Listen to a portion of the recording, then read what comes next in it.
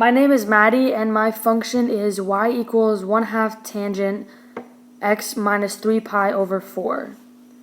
Since it is a tangent function, there is no amplitude, but compared to the parent function, it does have a vertical compression, and the function also moves right by units of 3 pi over 4. To find the period of my function, I will be doing pi over the absolute value of b instead of 2 pi over the absolute value of b because it's a tangent function. So that will be pi over 1/2, and I multiply by the reciprocal to get 2 pi. And for frequency, it's just the opposite of your period, so it's 1 over 2 pi. And to get the phase shift, I'll be doing the opposite of c over the absolute value of b, which will be 3 pi over 4 over 1/2. I then multiply by the reciprocal to get 6 pi over 4, which simplifies into 3 pi over 2.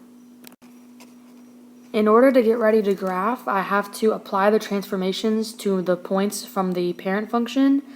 So for my x's, I'm going to be doing x plus 3 pi over 4. And then for my y values, I'm going to be doing y divided by 2 since it is vertically compressed. And I will then be getting the new points that are in the second row. I have two existing vertical asymptotes at x equals 5 pi over 4 and pi over 4. To get the equation for that, I will do the difference between the two, which is x equals pi over 4 plus pi n. I will graph my vertical asymptotes at negative 3 pi over 4, pi over 4, and 5 pi over 4. And then plot my points from the new equation, and this is my graph. My function is y equals negative 3 cosine the quantity x plus pi. It reflects the x-axis because of the negative in front of the 3 cosine, and then it expands vert because the 3 is in front of the cosine, and then it's left pi because x plus the plus pi in the quantity. The amp is 3 because amp is the absolute value of a, and the value of a is negative 3, so absolute value of negative 3 is 3. So that means 1, 2. And the period is 2 pi over b, the absolute value of b, which equals 2 pi over 1, which equals 2 pi. The phase shift is negative c over the absolute value of b, which equals negative pi over the absolute value of 1, which equals negative pi. So the parent function is y equals cosine x, and then x minus pi because the graph moves left pi, so you subtract it from the x. And then the y expands vertically, so you do negative 3y.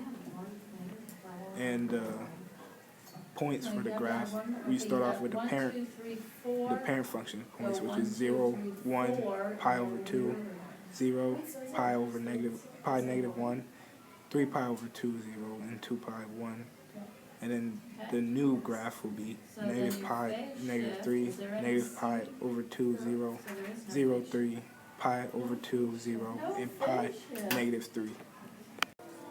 After you get the points, you graph them by using half pi, and then you end up getting these points and then the two periods, and the periods are every pi.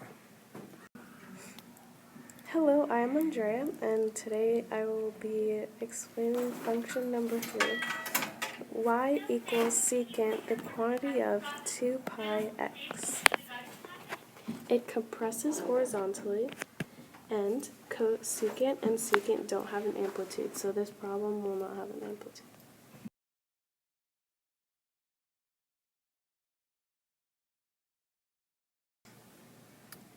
For the period, it's 2 pi over b, and it is equal to 2 pi, and it is actually not just 2, it's 2 pi over 2 pi, and then you cross it all out, and it equals 1. And for the frequency, it is also 1, and there is actually no phase shift because there's no c in this problem.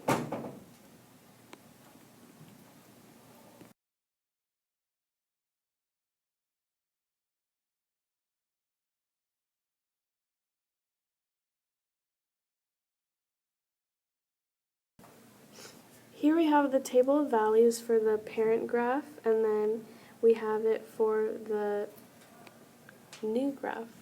And then what you do for each one is that you divide it by, or you multiply it by 1/2 pi. So you'd multiply it by this, for example, and you get this as your answer. And you do the same thing for each one. And you obviously substitute it for what's there. And to graph, you just use the values that's on the table for the transformed graphs. So here are the asymptotes.